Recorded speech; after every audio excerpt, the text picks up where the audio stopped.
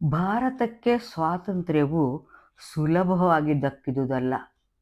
ಅದರ ಹಿಂದೆ ಹಲವಾರು ವರ್ಷಗಳ ಸಂಘರ್ಷವಿದೆ, ಹೋರಾಟವಿದೆ, ಕಣ್ಣೀರ ಕಥೆ ಇದೆ, ಬಲಿದಾನಗಳಿವೆ. ಒಬ್ಬ ಮನುಷ್ಯ ನಾನು, ನನ್ನದು, ನನ್ನ ಸಂಸಾರ ಎಂದು ಬದುಕುವುದು ಸಹಜ ಗುಣ. ಆದರೆ ಅದನ್ನು ಮೀರಿ ನಿಲ್ಲುವುದು ಇದೆಯಲ್ಲ, ಅದು ವಿಶೇಷ. 1857 ಭಾರತದ ಸಿಪಾಯಿಗಳು ಬ್ರಿಟಿಷರ ವಿರುದ್ಧ ಹೋರಾಡಿದಂಥ ವರ್ಷ. ಇದನ್ನು ಭಾರತದ ಪ್ರಥಮ ಸ್ವಾತಂತ್ರ್ಯ ಸಂಗ್ರಾಮ ಎಂದು ಕೂಡ ಗುರುತಿಸಲಾಗಿದೆ. ಈಗ ನಾನು ನಿಮಗೆ ಹೇಳ ಹೊರಟಿರುವಂಥ ಕಥೆ ತಾತ್ಯಾ ಟೋಪೆ.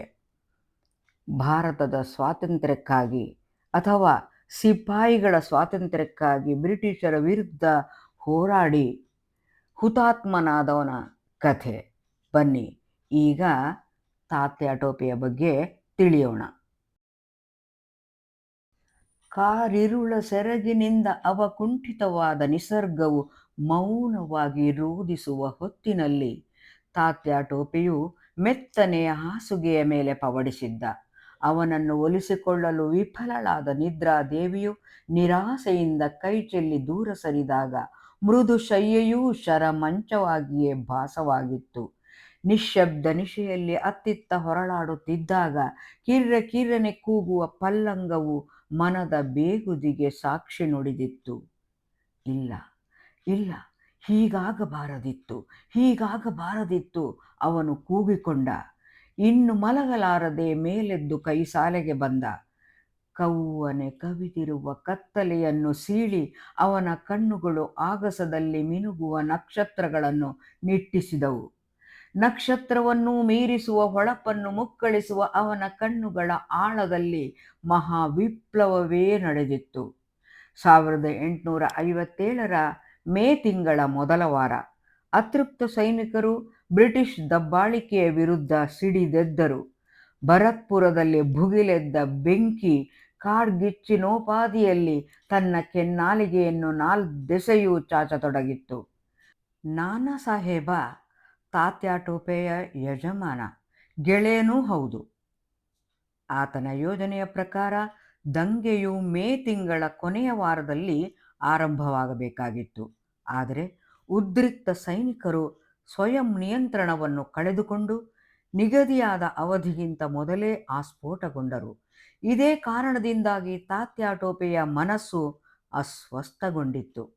1857 ದಂಗೆ ಸಿಪಾಯಿ ದಂಗೆ ಆಗಿರದೆ ನೂರಾರು ವರ್ಷಗಳಿಂದ ಇಂಗ್ಲಿಷರು ಅವ್ಯಾಹತವಾಗಿ ನಡೆಸುತ್ತಲೇ ಬಂದ ದುರಾಡಳಿತಕ್ಕೆ ಭಾರತೀಯರು ವ್ಯಕ್ತಪಡಿಸಿದ ಪ್ರತಿಕ್ರಿಯೆಯಾಗಿತ್ತು. ಆದ್ದರಿಂದಲೇ ಅದನ್ನು ಪ್ರಥಮ ಸ್ವಾತಂತ್ರ್ಯ ಸಂಗ್ರಾಮ ಎಂದು ಕರೆಯಲಾಯಿತು. ಯಾವುದೇ ಒಬ್ಬ ವ್ಯಕ್ತಿಯಾದರೂ ನೆಲ ಮುಟ್ಟುವವರೆಗೂ ಬಾಗಬಹುದು, ಅನಂತರ ನೆಟ್ಟಗೆ ನಿಲ್ಲಲೇಬೇಕು, ಹೌದಲ್ಲವೇ? ಅಂತೆಯೇ ಅನ್ಯಾಯವನ್ನು ಸಹಿಸುತ್ತಾ ಹೋಗುವುದಕ್ಕೂ ಒಂದು ಮಿತಿ ಇದ್ದೇ ಇರುತ್ತದೆ. ಬ್ರಿಟಿಷ್ ಆಡಳಿತವು ಭಾರತೀಯ ಸಮಾಜದ ಪ್ರತಿಯೊಂದು ವ್ಯವಸ್ಥೆಯ ಮೇಲೂ ತನ್ನ ಕರಿ ನೆರಳನ್ನು ಹಾಯಿಸಿತ್ತು. ದೇಶೀಯ ರಾಜರು ತಮ್ಮ ರಾಜ್ಯಗಳನ್ನು ಕಳೆದುಕೊಂಡರು. ಜಮೀನುದಾರರು ಭೂಹೀನರಾದರು. ನೇಕಾರರು ನಿರುದ್ಯೋಗಿಗಳಾದರು. ಜನರ ಸಾಮಾಜಿಕ ಹಾಗೂ ಧಾರ್ಮಿಕ ಆಚಾರ ವಿಚಾರಗಳ ಮೇಲೆ ಇಂಗ್ಲಿಷರ ಪ್ರಹಾರ ಮೇರೆ ಮೀರಿತು. ದನದ ಮತ್ತು ಹಂದಿಯ ಕೊಬ್ಬನ್ನು ಸವರಿದೆ ಎಂದು ಶಂಕಿಸಲಾದ ರೈಫಲನ್ನು ಉಪಯೋಗಿಸಲು ಭರತ್ಪುರದ ದೇಶೀಯ ಪದಾತಿ ದಳವು ನಿರಾಕರಿಸಿದಾಗ ಕೋಪೋದ್ರೇಕಿತನಾದ ಮೇಜರ್ ಹಡ್ಸನ್ ಸೈನಿಕರನ್ನು ವಿವಸ್ತ್ರಗೊಳಿಸಿ ಪೆರೇಡ್ಗೆ ನಿಲ್ಲಿಸಿದ. ಸ್ವಾಭಿಮಾನಿ ಸೈನಿಕರ ನೆತ್ತರು ಕುದಿಯಿತು. ಅವರಲ್ಲೊಬ್ಬನಾದ ಮಂಗಲ್ ಪಾಂಡೆಯು ಹೊರಗೆ ಜಿಗಿದು ಒಂದೇ ಏಟಿಗೆ ಮೇಜರ್ ಹಡ್ಸನ್ನನ್ನು ಕೊಂದು ಹಾಕಿದ. ರಾಜದ್ರೋಹದ ಆಪಾದನೆಗಾಗಿ ಮಂಗಲ್ ಪಾಂಡೆಯು ಗಲ್ಲು ಶಿಕ್ಷೆಗೆ ಒಳಗಾಗುತ್ತಿದ್ದಂತೆಯೇ ದಂಗೆಯ ಉರಿ ಪ್ರಖರಗೊಂಡಿತು. ಮೇ 10 ಮೀರತ್ನ ಸಿಪಾಯಿಗಳು ಬ್ರಿಟಿಷ್ ಅಧಿಕಾರಿಗಳಿಗೆ ತಿರುಗಿ ನಿಂತರು. ಉದ್ರಿಕ್ತ ಸೈನಿಕರ ಜೊತೆಗೆ ನೋವುಂಡ ನಾಗರಿಕರೂ ಸೇರಿಕೊಂಡರು. ಗಂಡಸರು, ಹೆಂಗಸರು, ಮಕ್ಕಳು ಎಂದು ನೋಡದೆ ಬಿಳಿ ತೊಗಲಿದವರನ್ನು ಕಂಡಲ್ಲಿ ಕೊಲ್ಲುತ್ತಾ ರಕ್ತದ ಹೊಳೆ ಹರಿಸಿದರು. ಸೆರೆಮನೆಗಳ ಬೀಗ ಒಡೆಯಿತು. ಬಿಳಿ ಜನರ ಮನೆಗಳು ಬೆಂಕಿ ಹತ್ತಿಕೊಂಡು ಉರಿಯಲಾರಂಭಿಸಿದವು. ಸ್ಫೋಟಗೊಂಡ ಕ್ರಾಂತಿಯ ಸುದ್ದಿ ಕಿವಿಗೆ ಬೀಳುತ್ತಿದ್ದಂತೆಯೇ ನಾನಾ ಸಾಹೇಬ, ತಾತ್ಯಾ ಟೋಪೆ ಮತ್ತು ಅವರ ಬೆಂಬಲಿಗರು ದಿಗ್ಭ್ರಮೆಗೊಂಡರು. ನಾನಾ ಸಾಹೇಬನು ತುರ್ತು ಅಧಿವೇಶನವನ್ನು ನಡೆಸಿ ವಿಪ್ಲವದ ಬಾವುಟವನ್ನು ಕಾನ್ಪುರದಲ್ಲಿಯೂ ಹಾರಿಸುವ ನಿರ್ಧಾರವನ್ನು ಪ್ರಕಟಿಸಿದನು. ಮಿಂಚಿನ ವೇಗದ ಆಕ್ರಮಣವನ್ನು ನಡೆಸಿ ಬ್ರಿಟಿಷರು ತೊಡಿಸಿದ್ದ ಪರತಂತ್ರದ ಬೇಡಿಯನ್ನು ಕಿತ್ತೊಗೆಯುವ ಶಪಥವನ್ನು ಎಲ್ಲರೂ ಕೈಗೊಂಡರು. ಅದಕ್ಕೆ ಬೇಕಾದ ಸಿದ್ಧತೆಯು ರಹಸ್ಯವಾಗಿಯಾದರೂ ಭರದಿಂದಲೇ ನಡೆಯಿತು. ತಾತ್ಯಾ ಟೋಪೆಯು ಈಸ್ಟ್ ಇಂಡಿಯಾ ಕಂಪನಿಯ ಊಳಿಗದಲ್ಲಿ ಇದ್ದವನು ಅಲ್ಲ.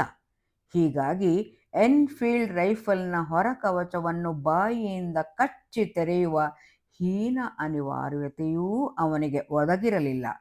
ಬ್ರಿಟಿಷರ ಸಾಮ್ರಾಜ್ಯ ವಿಸ್ತರಣೆಯ ಸ್ವಾರ್ಥಪರ ನೀತಿಗನುಗುಣವಾಗಿ ರಾಜ್ಯ ಕಳೆದುಕೊಂಡ ರಾಜನೂ ಅವನಾಗಿರಲಿಲ್ಲ. ನಿಜ ಹೇಳಬೇಕೆಂದರೆ ವಿದೇಶಿ ಆಡಳಿತದಿಂದಾಗಿ ವೈಯಕ್ತಿಕ ನಷ್ಟವೇನೂ ಅವನಿಗೆ ಆಗಿರಲಿಲ್ಲ. ಆದರೆ ಅವನು ತನ್ನ ತಾಯ್ನಾಡನ್ನು ಪ್ರೀತಿಸುವ ಉಜ್ವಲ ರಾಷ್ಟ್ರಪ್ರೇಮಿಯಾಗಿದ್ದ.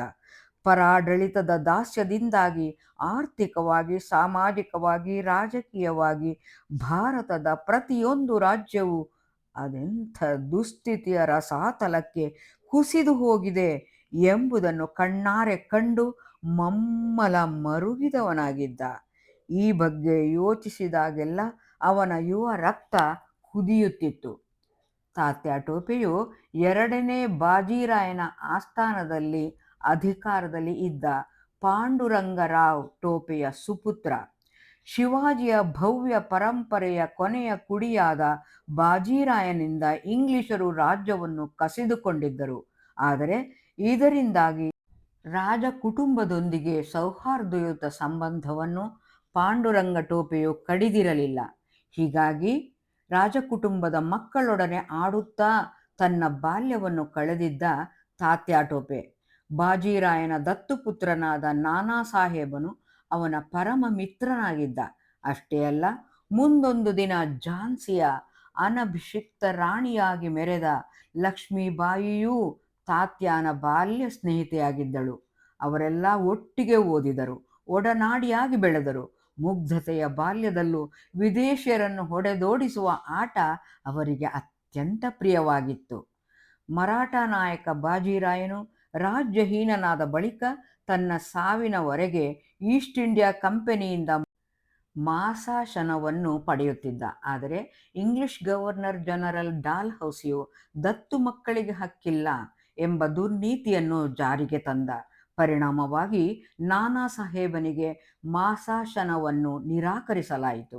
ಅಷ್ಟೇ ಅಲ್ಲ, ಬಾಜಿರಾಯನ ಆಸ್ತಿಪಾಸ್ತಿಗಳ ಹಕ್ಕಿನಿಂದಲೂ ನಾನಾ ಸಾಹೇಬ ವಂಚಿತನಾಗಬೇಕಾಯಿತು. ಇದು ಅವನ ಕ್ರೋಧಕ್ಕೆ ಕಾರಣವಾಯಿತು. ಭಾರತೀಯರನ್ನು ಕೈಗೊಂಬೆಗಳಂತೆ ಕುಣಿಸುವ ಬ್ರಿಟಿಷ್ ನೀತಿ ಅವನನ್ನು ಕೆರಳಿಸಿತ್ತು.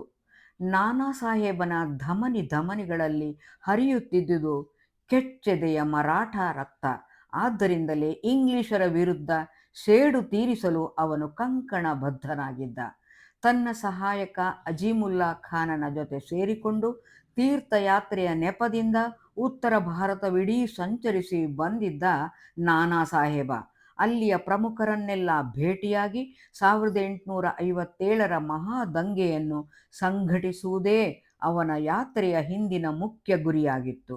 ನಿಗದಿಗೊಳಿಸಿದ್ದ ದಿನಾಂಕವನ್ನು ಕಾಯ್ದುಕೊಳ್ಳಲು ಆಗದಾಗ ತಬ್ಬಿಬ್ಬುಗೊಂಡರೂ ಸಾವರಿಸಿಕೊಂಡು ಕಾರ್ಯೋನ್ಮುಖನಾದವನು ನಾನಾ ಸಾಹೇಬ.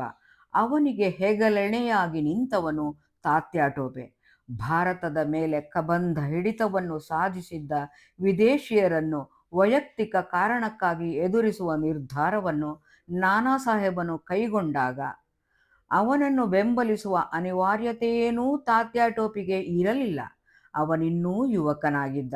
ಮುಳ್ಳು ಹಾಸದ ಹಾದಿಯಲ್ಲಿ ಕ್ರಮಿಸಿ ನಿಶ್ಚಿಂತ ಭವಿಷ್ಯವನ್ನು ರೂಪಿಸಿಕೊಳ್ಳುವ ಅವಕಾಶ ಅವನಿಗೆ ಇದ್ದಿತು.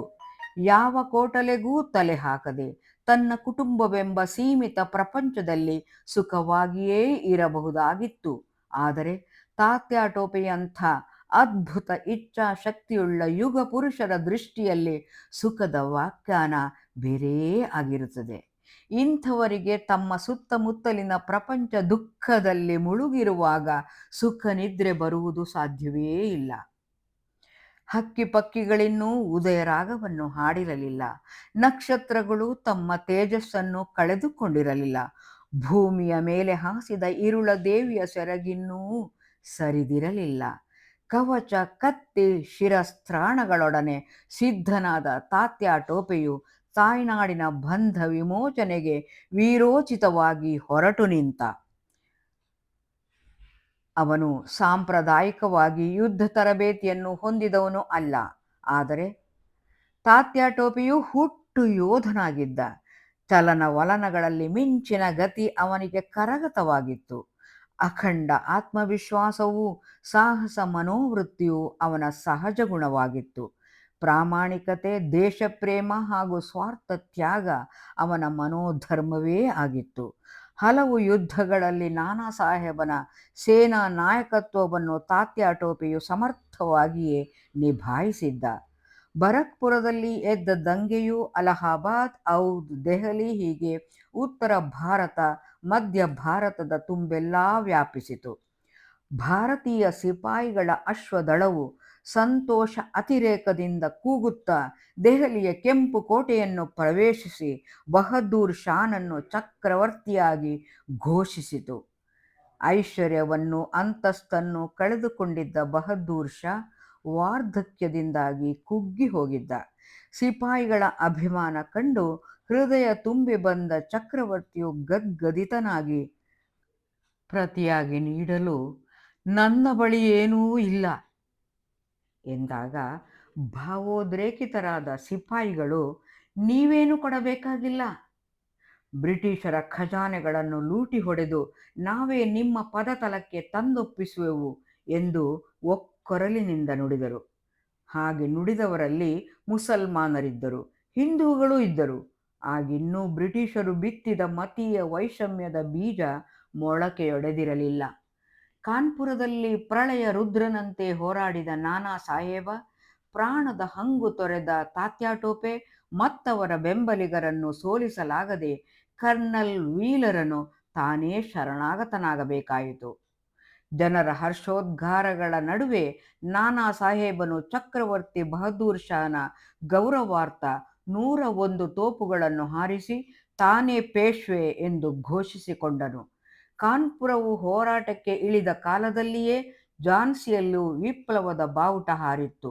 ಅಲ್ಲಿಯ ನಾಯಕತ್ವವನ್ನು ವಹಿಸಿದವಳು ವೀರರಾಣಿ ಲಕ್ಷ್ಮೀಬಾಯಿ. ಝಾನ್ಸಿಯ ರಾಜನಾಗಿದ್ದ ಗಂಗಾಧರ ರಾಯನು 1854ರಲ್ಲಿ ಮಡಿದಾಗ ಅವನಿಗೆ ಗಂಡು ಸಂತಾನ ಇರಲಿಲ್ಲ.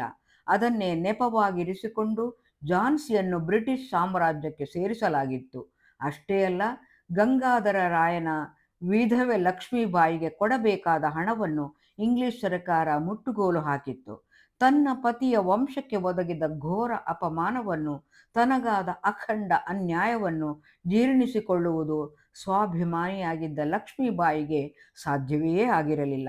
ತಾಯ್ನಾಡಿಗೆ ಎರಗಿ ಬಂದ ಕಳಂಕವನ್ನು ತೊಡೆದುಹಾಕಲು ಪಣ ತೊಟ್ಟ ಆಕೆ ತಕ್ಕ ಸಮಯಕ್ಕಾಗಿ ಕಾಯುತ್ತಿದ್ದಳು. ಝಾನ್ಸಿಯಲ್ಲಿ ದೇಶೀಯ ಸೈನಿಕರನ್ನು ತನ್ನೆಡೆಗೆ ಒಲಿಸಿಕೊಂಡಿದ್ದ ಲಕ್ಷ್ಮೀಬಾಯಿ ಉತ್ತರ ಭಾರತದಲ್ಲಿ ಕ್ರಾಂತಿಯ ಕಿಡಿ ಪ್ರಜ್ವಲಿಸಿದ ತಕ್ಷಣ ತನ್ನ ಗುರಿ ಸಾಧನೆಯತ್ತ ಗಮನ ಹರಿಸಿದಳು. ಆಕೆಯ ಕಾರ್ಯಚಟುವಟಿಕೆ ಅದೆಷ್ಟು ಚುರುಕಾಗಿತ್ತೆಂದರೆ ಝಾನ್ಸಿಯ ಕೋಟೆಯನ್ನು ಕಾಯುತ್ತಿದ್ದ ಇಂಗ್ಲಿಷ್ ಸೈನಿಕರಿಗೆ ಮಣ್ಣು ಮುಕ್ಕಿಸಿ ಕೋಟೆಯನ್ನು ಸಂಪೂರ್ಣವಾಗಿ ವಶಪಡಿಸಿಕೊಳ್ಳುವವರೆಗೂ ಏನು ನಡೆಯುತ್ತಿದೆ ಎಂಬ ಸಂಪೂರ್ಣ ಅರಿವು ಇಂಗ್ಲಿಷ್ ಕಂಪನಿಗೆ ಆಗಲೇ ಇಲ್ಲ. ರಾಣಿ ಲಕ್ಷ್ಮೀಬಾಯಿಯು 22ರ ಸುಂದರ ಯುವತಿ. ಆದರೆ ಬದುಕು ನೀಡಿದ ಅನುಭವಗಳು ಆಕೆಗೆ ವಯಸ್ಸಿಗೆ ಮೀರಿದ ಗಾಂಭೀರ್ಯವನ್ನು ತಂದಿತ್ತಿದ್ದವು. ಧರ್ಮಶ್ರದ್ಧೆಯುಳ್ಳವಳೂ ಮೃದು ಹೃದಯಿಯೂ ಉದಾರಿಯೂ ಆದ ರಾಣಿಯಲ್ಲಿ ಝಾನ್ಸಿಯ ಜನತೆ ಸಂಪೂರ್ಣ ಭರವಸೆಯನ್ನು ಇಟ್ಟಿದ್ದರು. ಚತುರೆಯೂ ಧೀರೆಯೂ ಆಗಿದ್ದ ಆಕೆಯ ರಾಷ್ಟ್ರ ಪ್ರೇಮದ ನುಡಿಗಳು ಜನರ ಮನಸ್ಸನ್ನು ಬಡಿದೆಬ್ಬಿಸಿ ಮೈಯಲ್ಲಿ ಮಿಂಚಿನ ಹೊಳೆಯನ್ನು ಹರಿಸುತ್ತಿದ್ದವು. ತಾಯ್ನಾಡಿಗಾಗಿ ಪ್ರಾಣಾರ್ಪಣೆ ಮಾಡಲೂ ತಯಾರಾಗಿ ನಿಲ್ಲುವಷ್ಟು ಲಕ್ಷ್ಮೀಬಾಯಿಯ ವ್ಯಕ್ತಿತ್ವದ ಪ್ರಭಾವ ಇದ್ದಿತು. ಒಂದೇ ಮಾತಿನಲ್ಲಿ ಹೇಳಬೇಕಾದರೆ ಅಗಾಧ ಇಚ್ಛಾಶಕ್ತಿಯುಳ್ಳ ಅಸಾಮಾನ್ಯ ಮಹಿಳೆಯಾಗಿದ್ದಳು ರಾಣಿ ಲಕ್ಷ್ಮೀಬಾಯಿ. ಯುದ್ಧ ಸನ್ನದ್ಧಳಾಗಿ ಆಕೆ ರಣರಂಗದಲ್ಲಿ ನಿಂತಳೆಂದರೆ ಸಾಕ್ಷಾತ್ ದುರ್ಗೆಯೇ ಪ್ರತ್ಯಕ್ಷಳಾದಳೆಂಬಂತೆ ಸೈನಿಕರು ಭಾವ ಪರವಶರಾಗುತ್ತಿದ್ದರು. ಹೀಗಿರುವಾಗ ರಾಣಿಯು ಝಾನ್ಸಿಯ ಕೋಟೆಯನ್ನು ವಶಪಡಿಸಿಕೊಂಡು ದೇಶೀಯ ಸ್ವಚ್ಛ ಆಡಳಿತವನ್ನು ಪುನರಾರಂಭ ಮಾಡಿದ್ದು ಜನರ ಆನಂದಕ್ಕೆ ಪಾರವಿಲ್ಲದಂತೆ ಮಾಡಿತು. ಆದರೆ ದೂರದರ್ಶಿತ್ವವುಳ್ಳ ರಾಣಿ ಈ ಗೆಲುವು ದೀರ್ಘಕಾಲಿಕ ಅಲ್ಲವೆಂಬುದನ್ನು ಅರಿತಿದ್ದಳು. ಆದ್ದರಿಂದಲೇ ಗೆಲುವಿನ ಗುಂಗಿನಲ್ಲಿ ಮೈಮರೆಯದೆ ಕೋಟೆಯನ್ನು ಭದ್ರಪಡಿಸುವ, ಸೈನ್ಯದ ಬಲವನ್ನು ಹೆಚ್ಚಿಸುವ ಕಾರ್ಯವನ್ನು ತತ್ಕ್ಷಣವೇ ಕೈಗೊಂಡಳು. ಆಧುನಿಕ ಶಸ್ತ್ರಾಸ್ತ್ರಗಳನ್ನು ಸಂಗ್ರಹಿಸಿದ್ದಷ್ಟೇ ಅಲ್ಲದೆ ಪ್ರತಿಯೊಂದು ಆಯಕಟ್ಟಿನ ಪ್ರದೇಶದ ರಕ್ಷಣೆಗೆ ಕೋಟೆಯನ್ನು ನಿರ್ಮಿಸಲಾಯಿತು. ಅಷ್ಟೇ ಅಲ್ಲ, ಜನರ ಅಭಿವೃದ್ಧಿಗಾಗಿ ಅಗತ್ಯವಾಗಿದ್ದ ಯೋಜನೆಗಳಿಗೂ ಗಮನ ಹರಿಸಿದಳು ಲಕ್ಷ್ಮೀಬಾಯಿ.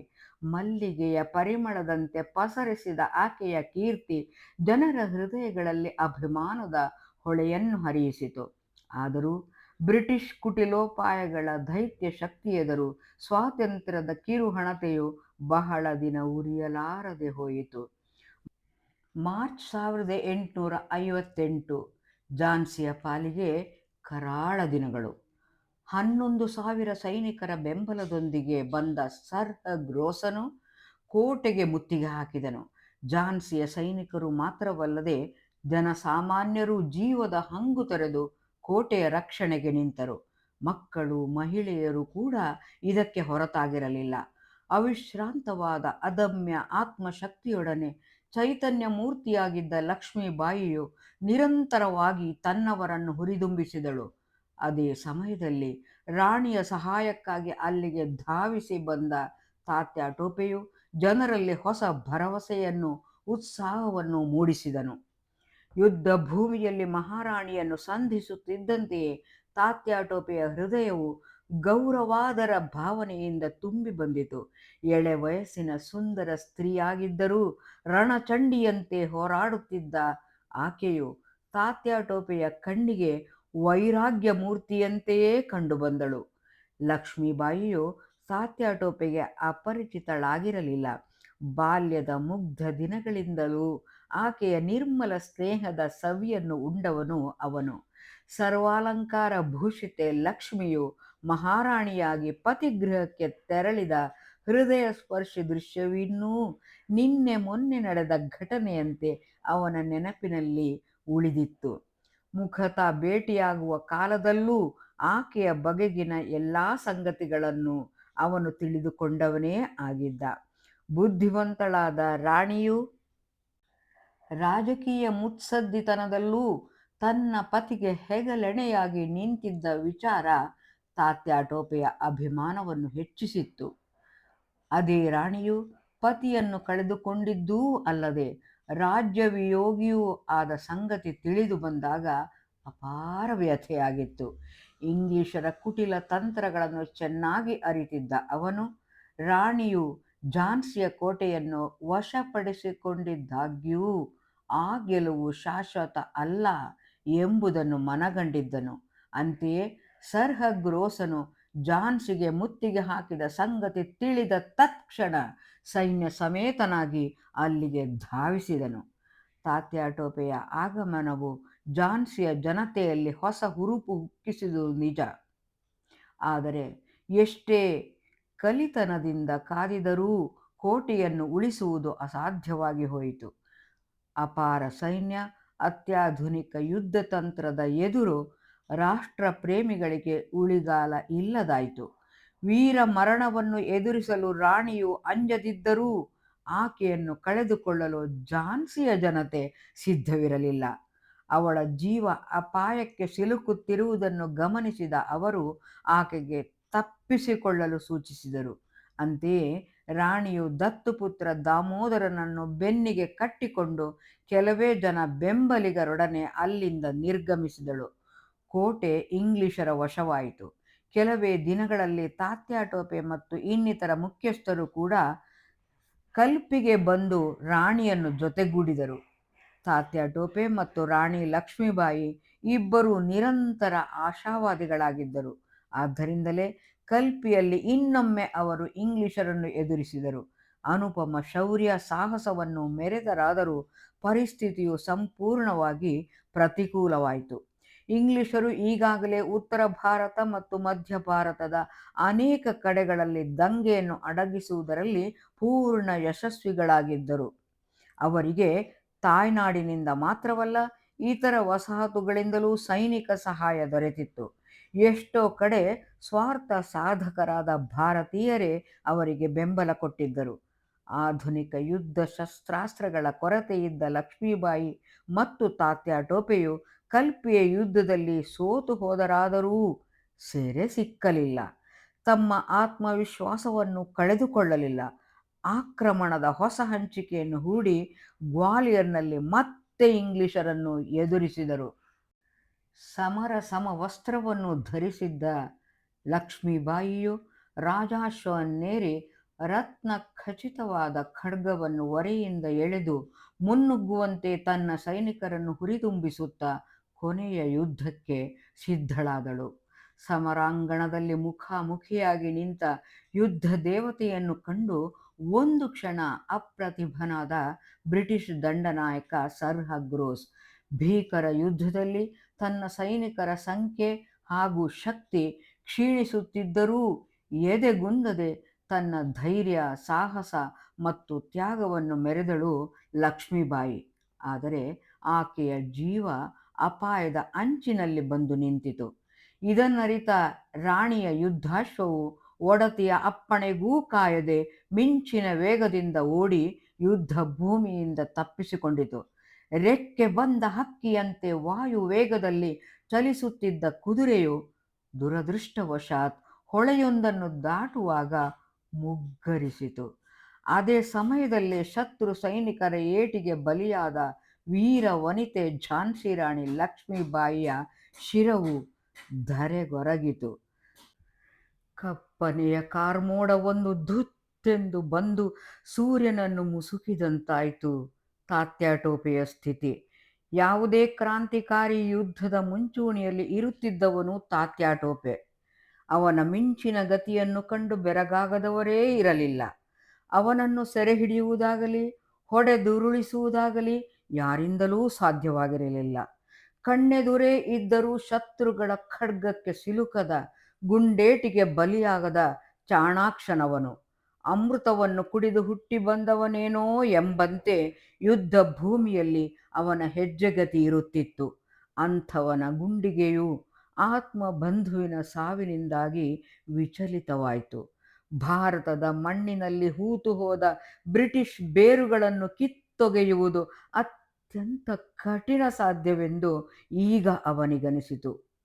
ಕೌರವರನ್ನು ಸೋಲಿಸಲು ರಣಾಂಗಣದಲ್ಲಿ ನಿಂತ ಅರ್ಜುನನ ಪಕ್ಷದಲ್ಲಿ ಅಂದು ಶ್ರೀಕೃಷ್ಣನಿದ್ದ. ಆದರೆ ಇಂದು ಎಲ್ಲಿ ಹೋದ ಆ ಆಪದ್ಬಾಂಧವ ಎಂದು ಪರಿತಪಿಸಿತು ರಾಷ್ಟ್ರಭಕ್ತನ ಹೃದಯ. ನಿಜ, ಬ್ರಿಟಿಷರು ಈ ನೆಲದ ಮಣ್ಣಿನಿಂದ ಕಾಲ್ತೆಗೆಯಲು ಕಾಲವಿನ್ನೂ ಬಹಳ ಬಹಳ ಬಹಳ ದೂರದಲ್ಲಿತ್ತು. ಆದರೆ ಹಾಗೆ ಯೋಚಿಸಲು ತಾತ್ಯಾ ಟೋಪೆ ಸಿದ್ಧನಿರಲಿಲ್ಲ. ಅವನ ಯೋಚನೆ ಈಗ ಬೇರೆ ದಿಕ್ಕಿನಲ್ಲಿ ಹರಿಯತೊಡಗಿತು. ಸ್ವಾತಂತ್ರ್ಯಕ್ಕಾಗಿ ಹೋರಾಟ ಇಲ್ಲವೇ ವೀರ ಮರಣ ಎಂಬ ಮಂತ್ರವನ್ನು ತನ್ನ ಉಸಿರಾಗಿಸಿಕೊಂಡ ತಾತ್ಯಾ ಟೋಪೆಯು ಇಂಗ್ಲಿಷರನ್ನು ಮುಖಾಮುಖಿಯಾಗಿ ಎದುರಿಸುವ ಬದಲಾಗಿ ಬೇರೆ ತಂತ್ರವನ್ನು ಪ್ರಯೋಗಿಸಲು ನಿಶ್ಚಯಿಸಿದ. ಅದು ಮರಾಠ ನಾಯಕ ಶಿವಾಜಿ ತೋರಿಸಿಕೊಟ್ಟ ಗೆರಿಲ್ಲಾ ಯುದ್ಧ ತಂತ್ರ. ಬೆಟ್ಟ ಗುಡ್ಡಗಳಲ್ಲಿ ಅಡಗಿ ನಿಂತು ಇದ್ದಕ್ಕಿದ್ದಂತೆ ಶತ್ರುಗಳ ಮೇಲೆ ಅನಿರೀಕ್ಷಿತ ದಾಳಿ ನಡೆಸುವುದು. ಇಷ್ಟು ನಿರ್ಧಾರವಾದ ಮೇಲೆ ತನ್ನ ಕಾರ್ಯ ಸಾಧನೆಗೆ ಅವನು ತಡ ಮಾಡಲಿಲ್ಲ. ಹೊಸದಾಗಿ ಸೈನ್ಯವನ್ನು ಕಟ್ಟುತ್ತಾ ಯುದ್ಧಾಸ್ತ್ರಗಳನ್ನು ಸಂಗ್ರಹಿಸುತ್ತಾ ಊರಿಂದ ಊರಿಗೆ ಅಲೆದ. ತಾತ್ಕಾಲಿಕವಾಗಿ ಸ್ವಾತಂತ್ರ್ಯ ಗಳಿಸಿಕೊಂಡಿದ್ದ ಎಲ್ಲ ರಾಜ್ಯಗಳು ಮತ್ತೆ ಇಂಗ್ಲಿಷರ ಕೈವಶವಾಗಿ ಹೋಗಿದ್ದರೂ ತಾತ್ಯಾ ತನ್ನ ಆತ್ಮವಿಶ್ವಾಸವನ್ನು ಕಳೆದುಕೊಳ್ಳಲಿಲ್ಲ. ಕಾಡು ಮೇಡು ಗುಡ್ಡ ಬೆಟ್ಟಗಳಲ್ಲಿ ಅಡಗಿ ನಿಂತು ಮಿಂಚಿನ ದಾಳಿಯನ್ನು ನಡೆಸಿದ. ರಕ್ತದ ಹೊಳೆಯನ್ನು ಹರಿಯಿಸಿದ. ಸಾವಿರಾರು ಮೈಲಿಗಳ ದೂರವನ್ನು ಅಶ್ವವೇಗದಲ್ಲಿ ಕ್ರಮಿಸುತ್ತಾ ರಜಪುತಾನ, ಮಾಳವ ಮತ್ತು ಪಶ್ಚಿಮ ಭಾರತದ ಉದ್ದಕ್ಕೂ ಇಂಗ್ಲಿಷರಿಗೆ ಸಿಂಹ ಸ್ವಪ್ನವಾದ.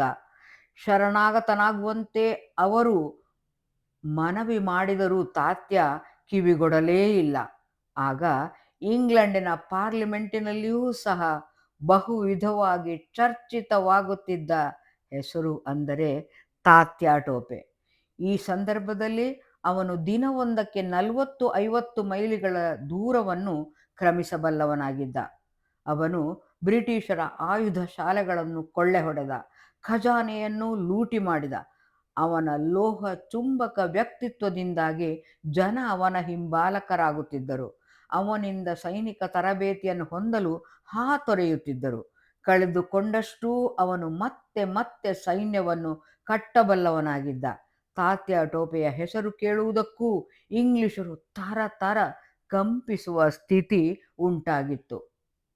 1858ರ ನವೆಂಬರ್ ತಿಂಗಳಿನಲ್ಲಿ ವಿಕ್ಟೋರಿಯಾ ರಾಣಿಯು ದಂಗೆಯಲ್ಲಿ ಪಾಲ್ಗೊಂಡವರಿಗೆ ಎಲ್ಲ ಸಾರ್ವತ್ರಿಕ ಕ್ಷಮಾದಾನವನ್ನು ಘೋಷಿಸಿದಳು.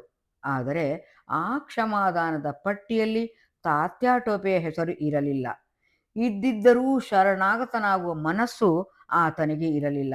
ಏಕೆಂದರೆ ಬ್ರಿಟಿಷರು ಭಾರತದ ಪ್ರಭುಗಳೆಂದು ಅವನೆಂದೂ ಪರಿಗಣಿಸಿರಲಿಲ್ಲ. ಏಪ್ರಿಲ್ 7, 1859ರ ಮಧ್ಯರಾತ್ರಿ ಬೆಚ್ಚನೆಯ ಮನೆಯೊಳಗೆ ಮೆತ್ತನೆಯ ಹಾಸಿಗೆಯಲ್ಲಿ ಸುಖ ನಿದ್ದೆಯನ್ನು ಮಾಡಬಹುದಾಗಿದ್ದ ಅವಕಾಶವನ್ನು ಧಿಕ್ಕರಿಸಿ ದಟ್ಟ ಅರಣ್ಯದ ಮಧ್ಯದಲ್ಲಿ ಒರಟು ನೆಲದ ಮೇಲಿನ ಪರ್ಣ ಪಲ್ಲಂಗದಲ್ಲಿ ಮರದ ಬೇರನ್ನೇ ದಿಂಬಾಗಿಸಿಕೊಂಡು ವಿಶ್ರಮಿಸಿದ್ದ ತಾತ್ಯ ಟೋಪೆ ಅವಿಶ್ರಾಂತವಾದ ಹೋರಾಟದಿಂದಾಗಿ ದೇಹ ಜರ್ಜರಿತಗೊಂಡಿದ್ದರೂ ಯೋಚನೆಯ ಗೂಡಾಗಿದ್ದ ಅವನ ಮನಸ್ಸು ನಿದ್ದೆಯನ್ನು ನಿರಾಕರಿಸುತ್ತಿತ್ತು. 1857ರ ಮಹಾದಂಗೆಯು ಸಂಪೂರ್ಣವಾಗಿ ಸೋಲನ್ನು ಅನುಭವಿಸುವುದಕ್ಕೆ ಕಾರಣಗಳನ್ನು ವಿಶ್ಲೇಷಿಸುತ್ತಾ ಅವನು ಮಮ್ಮಲ ಮರುಗಿದ. ಸಂಕುಚಿತ ಸ್ವಾರ್ಥ ಬುದ್ಧಿಗೆ ದಾಸರಾದ ದೇಶೀಯ ರಾಜರುಗಳು ಬ್ರಿಟಿಷರಿಗೆ ವಿಧೇಯರಾಗಿಯೇ ಉಳಿದರು. ಕೆಲವೇ ತಿಂಗಳ ಹಿಂದೆ ತಮ್ಮ ಸ್ವಾತಂತ್ರ್ಯವನ್ನು ಕಳೆದುಕೊಂಡಿದ್ದ ಸಿಖ್ಖರು ಕೂಡ ಇಂಗ್ಲಿಷರನ್ನು ಎದುರಿಸುವ ಬದಲಾಗಿ ದೆಹಲಿಯನ್ನು ಮತ್ತೆ ವಶಪಡಿಸಿಕೊಳ್ಳಲು ನೆರವಾದರು. ದೆಹಲಿಯ ಗದ್ದುಗೆ ಏರಿದವನು ಓರ್ವ ಮುಸ್ಲಿಂ ದೊರೆ ಎಂಬುದು ಇದಕ್ಕೆ ಕಾರಣ ಇದ್ದಿರಬಹುದೇ? ಬ್ರಿಟಿಷರ ಒಡೆದು ಆಳುವ ನೀತಿ ಛೆ, ಇದೇಕೆ ನಮ್ಮ ಜನರಿಗೆ ಅರ್ಥವಾಗುವುದಿಲ್ಲ? ನಿಟ್ಟುಸಿರು ಬಿಟ್ಟ ತಾತ್ಯ ಟೋಪೆ. ಮರದ ಮೇಲಿನಿಂದ ಒಂದೆರಡು ನೀರಹನಿಗಳು ಬಿದ್ದವು. ಅರೆ ನಿದ್ರಾವಸ್ಥೆಗೆ ಜಾರುತ್ತಿದ್ದ ತಾತ್ಯಾಗೆ ಬಂಧನದಲ್ಲಿರುವ ತನ್ನ ತಾಯಿಯು ರೋಧಿಸುತ್ತಿರುವಂತೆ ಭ್ರಮೆಯಾಗಿ ನಾನೇನು ಮಾಡಲಿ ಎಂದು ಕನವರಿಸಿಕೊಂಡ. ಹಾಗೆಯೇ ನಿಧಾನವಾಗಿ ಗಾಢ ನಿದ್ದೆಗೆ ಜಾರಿಕೊಂಡ ಸಮಯದಲ್ಲೇ ಬ್ರಿಟಿಷರ ಪ್ರಲೋಭನೆಗೆ ಒಳಗಾದ ಮಾನಸಿಂಗನೆಂಬ ದೇಶೀಯನೊಬ್ಬನು ತಾತ್ಯ ಟೋಪೆಯು ಇರುವ ಜಾಗದ ಸುಳಿವನ್ನು ಬ್ರಿಟಿಷರಿಗೆ ಬಿಟ್ಟುಕೊಟ್ಟ. ಬಂಧ ವಿಮೋಚನೆಗೊಳಗಾದ ಮಾತೆಯನ್ನು ಕನಸಿನಲ್ಲಿ ಕಾಣುತ್ತಿದ್ದ ಕಾಲದಲ್ಲಿಯೇ ತಾತ್ಯ ದೇಶೀಯನೊಬ್ಬನ ಪಿತೂರಿಗೆ ಬಲಿಯಾಗಬೇಕಾಯಿತು. ಕೊನೆಗೂ ಅವನು ನಿದ್ರಿಸುತ್ತಿದ್ದ ಕಾಲದಲ್ಲಿ ಹೇಡಿಗಳಂತೆ ಬಂದ ಇಂಗ್ಲಿಷರು ತಾತ್ಯನನ್ನು ಸೆರೆ ಹಿಡಿದು ಬಿಟ್ಟರು. ಶಿಸ್ತು ಪಾಲನೆಯ ನೆಪದಲ್ಲಿ ಅಧಿಕಾರವನ್ನು ಉಳಿಸುವುದಕ್ಕಾಗಿ ಪರಂಗಿಯವರು ನಡೆಸಿದ ನರಮೇಧಕ್ಕೆ ಮಿತಿಯುಂಟೆ? ವಿಚಾರಣೆಯ ಅನಂತರ ತಾತ್ಯ ಟೋಪೆಗೆ ಗಲ್ಲು ಶಿಕ್ಷೆಯಾಯಿತು. ಇದು ಅಖಂಡ ರಾಷ್ಟ್ರ ಪ್ರೇಮಿಯೊಬ್ಬನು ತನ್ನ ಸ್ವಾರ್ಥ ತ್ಯಾಗಕ್ಕೆ ತೆತ್ತ ಬೆಲೆ. ಸಾಯುವ ಕಾಲದಲ್ಲೂ ಅವನು ಅಳುಕಲಿಲ್ಲ, ಅಂಜಲಿಲ್ಲ. ಮುಖದಲ್ಲಿ ಸಾರ್ಥಕತೆಯ ಮಂದಹಾಸ. ಮನಸ್ಸು ಮೊರೆಯಿಡುತ್ತಿತ್ತು, ಓ ದೇವರೇ, ನನ್ನ ತಾಯ್ನಾಡನ್ನು ಬಂಧ ವಿಮೋಚನೆಗೊಳಿಸುವ ಮಹಾವ್ಯಕ್ತಿಯೊಬ್ಬ ಈ ಭೂಮಿಯಲ್ಲಿ ಜನ್ಮಿಸಲಿ. ಅವನ ಮೊರೆ ದೇವರಿಗೆ ತಲುಪಿತು. ಲಕ್ಷಾಂತರ ದೇಶ ಪ್ರೇಮಿಗಳ ಬಲಿದಾನದ ನಂತರ ಅಹಿಂಸಾತ್ಮಕವಾಗಿಯೇ ಹೋರಾಡಿ ಪರಾತಂತ್ರ್ಯವನ್ನು ಕಿತ್ತೊಗೆಯಬಲ್ಲ ಮಹಾಪುರುಷನೊಬ್ಬನ ಅವತಾರ ಈ ಮಣ್ಣಿನಲ್ಲಾಯಿತು. ಎಷ್ಟು ಬಾರಿ ಅಸ್ತಂಗತನಾದರೇನು? ಈ ಭುವಿಗೆ ಬೆಳಕು ನೀಡಲು ಮತ್ತೆ ಹುಟ್ಟಿ ಬಾರನೆ ಆ ವಾನ ಭಾಸ್ಕರ. ಆತ್ಮೀಯ ಕೇಳುಗರೆ, ಇಲ್ಲಿಗೆ ನಮ್ಮ ಈ ಕತೆ ಮುಕ್ತಾಯವಾಗಿದೆ. ಇದು 1998 ಆಗಸ್ಟ್ ತಿಂಗಳಿನಲ್ಲಿ ಪುಸ್ತಕ ಪ್ರಪಂಚದಲ್ಲಿ ಪ್ರಕಟವಾಗಿತ್ತು. ಬಹಳ ಬೆಲೆ ತೆತ್ತು ನಮ್ಮ ದೇಶ ಸ್ವಾತಂತ್ರ್ಯವನ್ನು ಪಡೆದುಕೊಂಡಿದೆ. ಹಾಗಾಗಿ ನಮ್ಮ ಸ್ವಾತಂತ್ರ್ಯ ಮತ್ತು ಸ್ವಾಭಿಮಾನವನ್ನು ಉಳಿಸಿಕೊಳ್ಳುವುದು ನಮ್ಮೆಲ್ಲರ ಭಾರತೀಯರ ಕರ್ತವ್ಯವಾಗಿದೆ. ಆಲಿಸಿದ್ದಕ್ಕಾಗಿ ಧನ್ಯವಾದಗಳು. ನಮಸ್ಕಾರ. ನಾನು ಲೀಲಾ ಮಣ್ಣಾಲ, ಕನ್ನಡ ಕತೆಗಾರ್ತಿ.